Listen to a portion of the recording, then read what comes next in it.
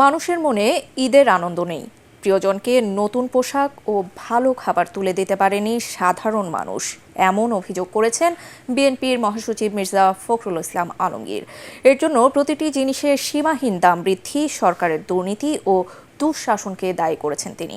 ঈদ উপলক্ষে দলের প্রতিষ্ঠাতা জিয়াউর রহমানের সমাধিতে শ্রদ্ধা জানাতে গিয়ে বিএনপি মহাসচিব এসব কথা বলেন। আরও জানাচ্ছেন মইনুল হাসান। একমাত্র ওয়ালটন এসি দিচ্ছে 1 বছরের রিপ্লেসমেন্ট গ্যারান্টি এবং কম্প্রেসরের 10 বছরের গ্যারান্টি। প্রতি বছরের মতো এবারও ঈদের দিন নেতাকর্মীদের নিয়ে দলের প্রতিষ্ঠাতা সাবেক রাষ্ট্রপতি জিয়াউর রহমানের সমাধিতে শ্রদ্ধা জানাতে আসেন বিএনপির শীর্ষ নেতারা। দলের মহাসচিব মির্জা ফখরুল ইসলাম আলমগীরের নেতৃত্বে জানানো হয় ফুলেল শ্রদ্ধা।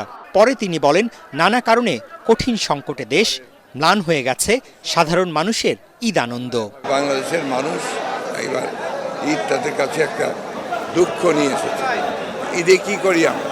ঈদে আমরা সাধারণত ছেলে, স্ত্রী, বাচ্চা কাচ্চাদের আমরা কাপড় দিই, সেই কাপড় আমরা দিতে পারছি, ভালো খাবার দিই, ভালো খাবার দিতে পারছে সাধারণ মানুষ। এদেরকে না সরিয়ে মানুষের অধিকার প্রতিষ্ঠা করে।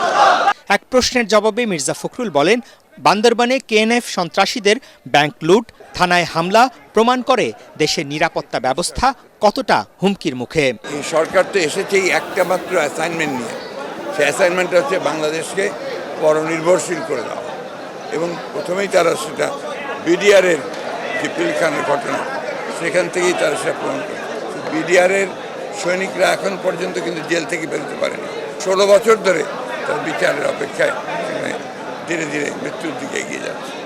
একইভাবে বাংলাদেশের সেনাবাহিনীর মনোবল ভেঙে দেওয়া, বাংলাদেশের নিরাপত্তা ব্যবস্থাকে সম্পূর্ণভাবে পরনির্ভরশীল করে দেওয়া এবং তাকে ধ্বংস করা, এটাই হচ্ছে এদের টাস্ক। তার অভিযোগ, আওয়ামী লীগ রাজনৈতিকভাবে দেউলিয়া হয়ে রাষ্ট্রযন্ত্র ব্যবহার করে বিরোধী দল দমন করছে। মইনুল হাসান, এটিএন বাংলা, ঢাকা।